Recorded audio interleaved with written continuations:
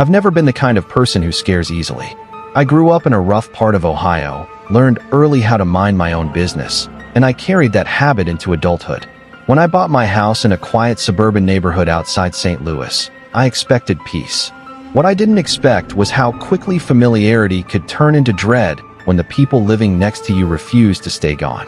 The house beside mine was occupied by an older couple when I moved in, Harold and Elaine, according to the mailbox. They were polite but distant, the kind of neighbors who nod instead of wave.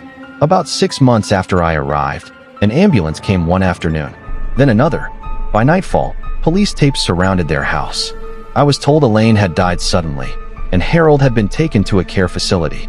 Within a week, the house was officially vacant. That should have been the end of it. The first strange thing I noticed happened 2 nights later. Around 11 p.m., I heard a car pull into their driveway. Headlights cut across my living room wall. I looked out and saw an unfamiliar sedan parked exactly where Harold used to park. No one got out.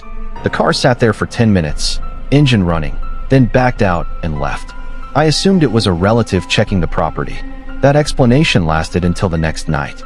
Same time, same car, same behavior. By the 4th night, I was paying attention.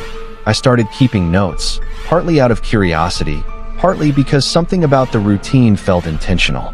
Always between 10:50 and 11:10 p.m. Never earlier, never later.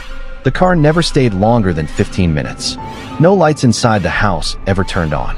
One night, I worked up the nerve to step outside while the car was there. As I walked down my driveway, the engine shut off. The silence felt heavy, like the air was waiting.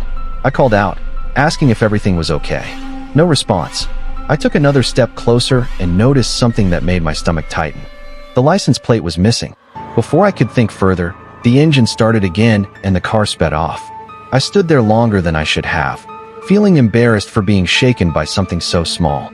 Then the sounds began. It started with footsteps, not outside, but inside the vacant house.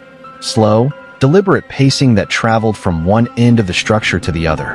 I could hear it clearly through the shared fence line. At first, I blamed raccoons or squatters. But animals don't walk with purpose, and squatters don't keep schedules. The footsteps happened only after the car visits. I called the city once to report possible trespassing. They sent an officer during the day. He checked the locks, peered through windows, and told me everything was secure. The house was empty. No signs of entry. That night, the car came again. This time, I noticed something new. As it pulled in, the porch light flickered on by itself. The bulb hadn't worked for years, according to a neighbor across the street.